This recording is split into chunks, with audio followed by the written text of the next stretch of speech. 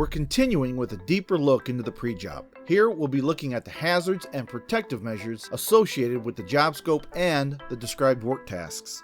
To recap, what we've got here is an overhead distribution line crew conducting a pole changeout under energized conditions. The individual tasks have been listed and crew members' names have been assigned.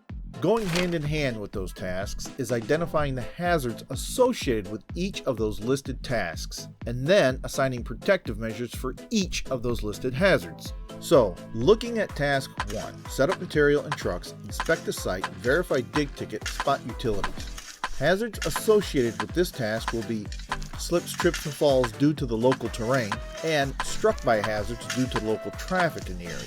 Now, for every hazard listed, there must be at least one protective measure assigned to counter it. So, for the slips and trips, we're going to alert the guys to be aware of uneven terrain in the area.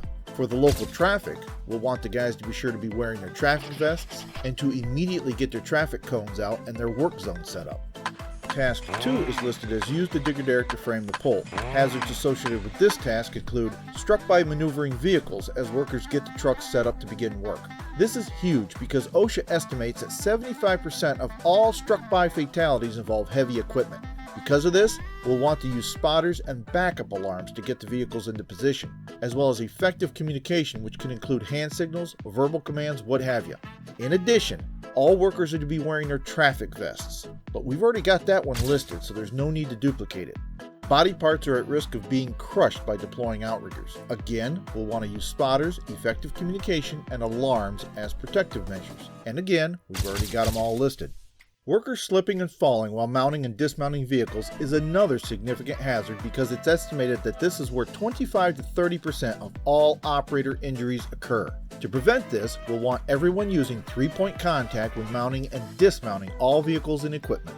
There's pinch points near tension rigging. All workers need to keep their fingers and body parts in the clear and maintain effective communication with the operator at all times, ensuring that the operator does not apply tension until the rigger's fingers and body parts are out of the way and in the clear.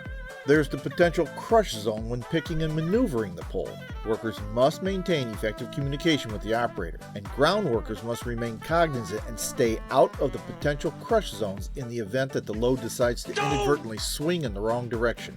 Always leave yourself an escape route. And there's the struck by or even pinch points while using hand and power tools while framing that pole. Workers must maintain communication with one another while watching not only theirs, but their work buddies' finger and body placement while using these tools. Task 3 is where the bucket truck will be used to install cover-up and layout conductors. Hazards here include struck by maneuvering vehicles again. And just like before, we'll be using spotters, backup alarms, effective communication, and traffic vests in the continuing effort to prevent workers from being hit. Falling while mounting and dismounting vehicles also remains a concern, so we will require workers to continue using 3-point contact when mounting and dismounting the equipment. Since we will now have workers in the air, falling from a height is a new hazard. To mitigate this, all aerial workers will be required to wear a full body harness and a lanyard which is tied off to an anchor point. And now that we have workers in the air, struck by falling objects becomes a concern, so a drop zone is to be established where ground workers should not enter unless absolutely necessary, and aerial workers are not permitted to air mount any tools or materials.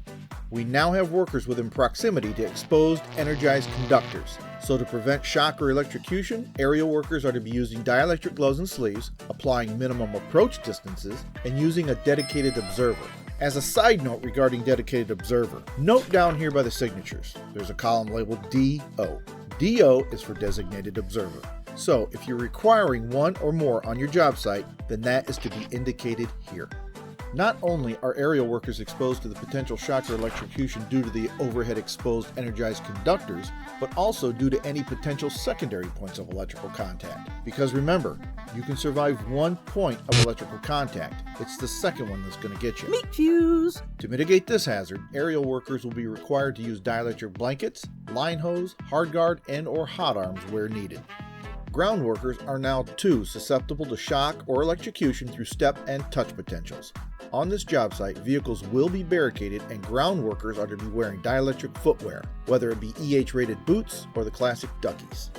Since aerial workers will be utilizing the aerial work platform, being crushed by a rotating boom is a real concern for any ground workers who may be accessing the truck belly at that time. Because of this, it's been decided that all workers are to stay out of the bucket truck's belly while the boom is being operated.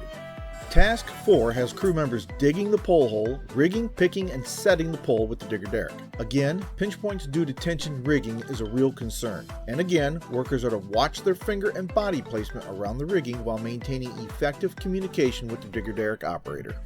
When picking, lifting, and maneuvering the pole, crush zones remain a concern. Workers are to maintain effective communication with the operator while staying out of any potential crush zones in the event that pole inadvertently swings in the wrong direction. Remember, always have an escape route. And because we will now have a suspended load, being struck by a dropped load is now a hazard. To prevent this, workers are to stay out of the line of fire of that load, and this includes passing under the load. In addition, all rigging will be inspected for damage, as well as verifying the working load limit of all rigging components. There's the risk of being struck by the auger as it is deployed and stowed. The operator is to be using effective communication, letting all ground workers know the auger is about to be unsecured so that ground workers may maneuver themselves outside the line of fire should any safeguards fail. Since the digger boom is being used, there again is the hazard of being crushed by a rotating boom. Therefore, all ground workers are to stay out of the digger derrick's belly during operation.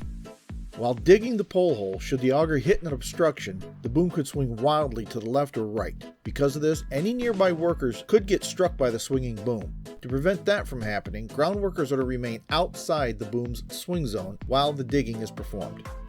When setting the pole, everyone will be exposed to shock or electrocution due to the energized conductors. Ground workers handling the pole butt are to be wearing their dielectric gloves and sleeves. The digger derrick operator is to keep the pole outside the minimum approach distance of energized conductors. Hot arms are to be used to increase the pole setting clearances. Hard guard, pole guard, and line hose are to be installed in the event of any inadvertent contact, and a dedicated observer will be used to monitor electrical clearances during the pole setting procedure. In addition to all of this, there may still be step and touch potentials across the site. Therefore, vehicles will be barricaded and all ground workers are to wear a form of dielectric footwear. Task 5 is where aerial workers will be transferring conductors from the old pole to the new pole. Falling from a height will still be a hazard, so aerial workers will still be required to use their body harnesses with lanyards tied off to an anchor point. With aerial work being conducted, struck by falling objects also remains a concern. Therefore, all workers are to stay out of the drop zone unless absolutely necessary, and aerial workers are not permitted to airmail anything. Aerial workers are still exposed to shock or electrocution due to energized conductors, so they are to be wearing their dielectric gloves and sleeves, maintaining minimum approach distances, and to use a dedicated observer while they are working aloft. Along with this, aerial workers are still susceptible to secondary points of electrical contact and will therefore use dielectric blankets, line hose, hard guard, and/or hot arms as required to mitigate this hazard. To prevent the continued exposure to step and touch potentials, vehicles will remain barricaded and workers will continue wearing dielectric footwear. And since the bucket boom is being used, ground workers are to stay out of the bucket truck's belly to prevent from being crushed by a rotating boom. Task 6 has the crew wrecking out the old pole. Aerial workers will continue wearing full body harnesses and lanyards tied off to an anchor point to prevent their falling from a height. Because aerial work is still being conducted and workers are still exposed to being struck by falling objects, all ground workers shall remain outside the drop zone during the wreck-out procedure, and pole pieces shall not be airmailed. Due to the ever-present shock or electrocution exposure due to energized conductors, aerial workers will remain wearing their dielectric gloves and sleeves, maintaining minimum approach distances, and using a dedicated observer. And aerial workers will still have to take into account secondary points of electrical contact and mitigate them by using their dielectric blankets, line hose, hard guard, and/or hot arms as needed.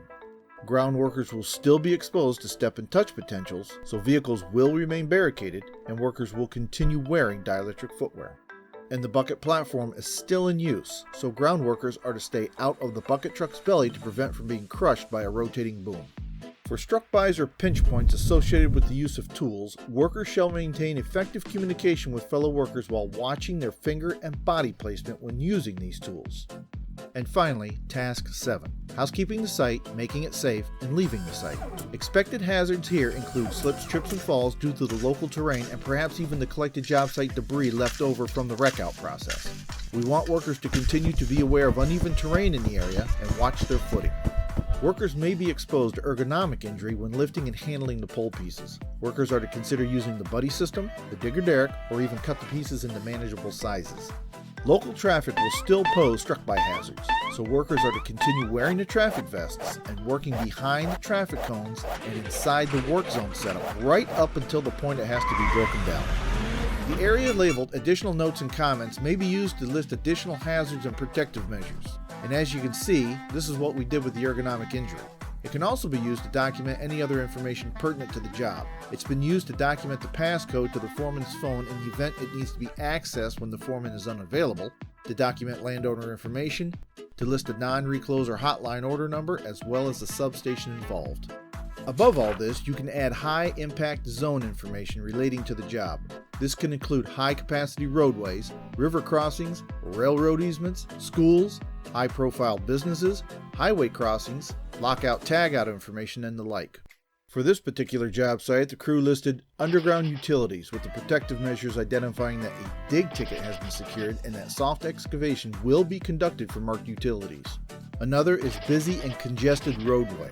It is documented that the crew will not be setting up until 9 a.m. in order to allow local morning traffic to thin out a bit. Pedestrian traffic has also been identified, and employees will be rerouting that traffic away from the work area. And finally, there's a local business that may be potentially affected by the work being conducted. Therefore, employees have scheduled their work time and work zone setup based on input provided by that business owner.